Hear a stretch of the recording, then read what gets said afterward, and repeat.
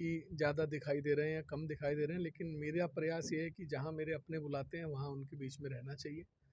और सबसे बड़ी बात यह है कि जिन लोगों को मैं जानता भी नहीं था, उन लोगों ने अगर मेरा संघर्ष में मेरा साथ दिया है, तो मेरा फ़र्ज़ बनता है कि उनके सुख और दुख में मैं शामिल हो सकूं। तो हो सकता है इस वजह से शायद ज़्यादा दिख रहा हूँ। आपने कुछ राकेश टिकैत के ऊपर भी आपने लाइव आकर के कुछ बात की थी, इसके बारे में क्या कहेंगे? देखिए, मेरा ये कहना है कि किसने क्या बयान दिया है वो एक अलग बात है। बयान में कहीं कोई त्रुटि है, उसके बयान को आप किस तरीके से देख रहे हैं बात अलग है, लेकिन इसका मतलब ये नहीं है कि आप किसी की पगड़ी उछाल देंगे। किसानों के नेता रहे हैं, किसानों के लिए उस परिवार ने बड़े बलिदान दिए हैं, बड़े संघर्ष किए हैं, जेल गए हैं लोग बाग। तो अगर कोई ऐसी बात भी थी तो भाई अपना गुस्सा नाराज़गी जताने का एक तरीका होता है। आप मर्यादा में रहकर कर सकते थे, लेकिन लाठी मार के किसी की पगड़ी उछाल कर उसका मजाक बनाकर ये शोभा नहीं देता।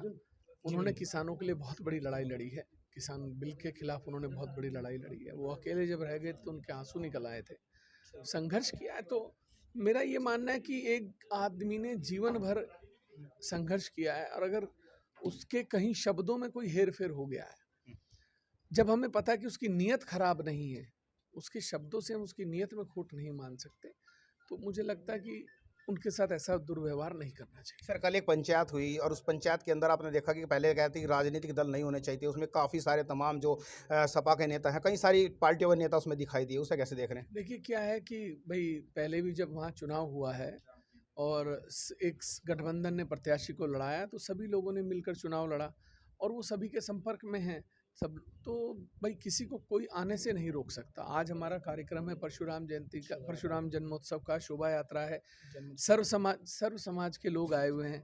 अब क्या हम ये कह देंगे हम कि आप नहीं आएंगे, आप नहीं आएंगे? नहीं।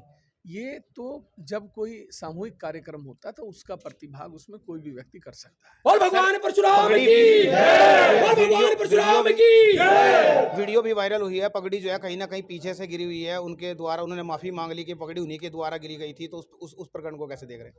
देखिए, क्षमा बड़न को चाहिए, छोटन को उत्पात। माफ़ी जो माफ़ी मांगता है वो छोटा नहीं हो जाता, और जो माफ़ करता है वो भी छोटा नहीं हो जाता। तो माफ़ी देने वाला तो हमेशा ही बड़ा होता है। चलिए, तो एक बात है कि आज परशुराम जन्मोत्सव है, कैसे कैसे देख रहे हैं, क्या संदेश देना चाहिए?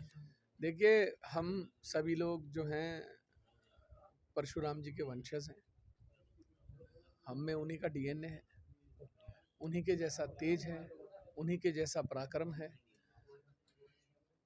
कहते हैं ना कि हंसे तो श्री राम, रूठे तो परशुराम।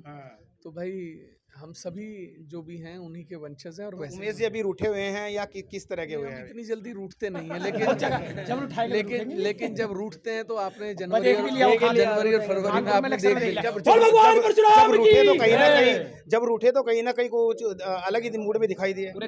मैंने कहा ना आपसे कि जब रूठे थे तो पूरे देश ने देखा, तो इसलिए जब ठीक है, जब भी सम्मान पे कोई बात आएगी तो रूठना स्वाभाविक है।